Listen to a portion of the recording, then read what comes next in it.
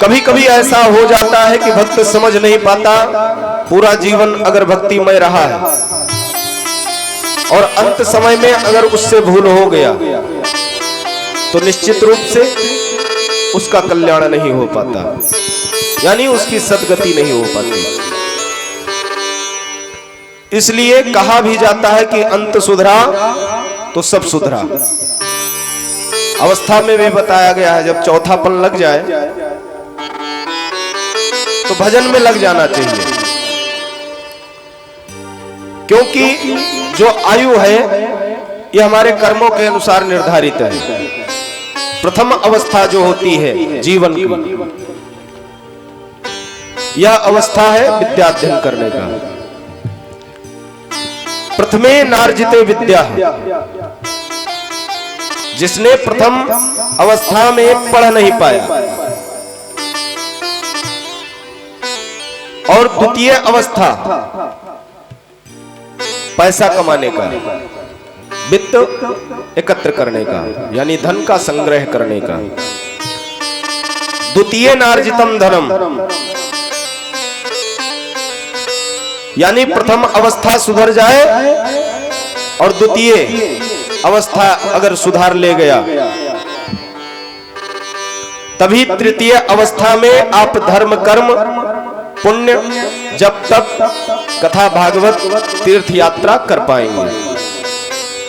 अगर धन नहीं है, आप बहुत कुछ करना चाहते हैं तो धन के बगैर नहीं हो सकता। करेंगे लेकिन मन की संतुष्टि नहीं हो सकती। तो इसलिए प्रथम अवस्था विद्या के लिए और द्वितीय अवस्था धन संग्रह के लिए। फिर तृतीय नार्जितम पुण्यम, और जिसने तृतीय अवस्था में पुण्य नहीं संग्रह किया, पुण्य नहीं कर सका, अगर वह आशा करे कि चतुर्थ अवस्था में मैं मौज करूंगा, असंभव है। तो वह चतुर्थे किम करिष्यति, कुछ नहीं कर सकता। इसलिए सबको चाहिए, जिनका प्रथम अवस्था बीत चुका है, द्वितीय प्रारंभ है, अगर प्रथम को नहीं सुधार पाए तो द्वितीय को सुधारिए। अगर प्रथम और द्वितीय भी बिगड़ गया है तो तृतीय को सुधारिए। और ये तीनों में अगर चूक गए तो चतुर्थ बिगड़ना ही बिगड़ना है, उसमें कोई संदेह नहीं है। अरे ना आपके पास बुद्धि होगा, ना पढ़े लिखे ही होंगे, और द्वितीय अवस्था में धन भी नहीं होगा।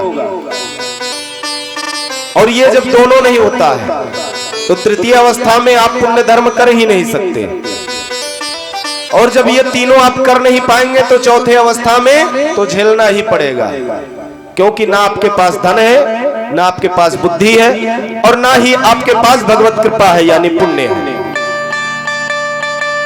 और ये तीनों से जब आप अलग हो जाएंगे तो आशा आप करिए कि मेरा बालक प्रातः काल उठ करके मुझे जल देगा, मरने के बाद अगर तिलांजलि दे दे तो बड़ी बात है।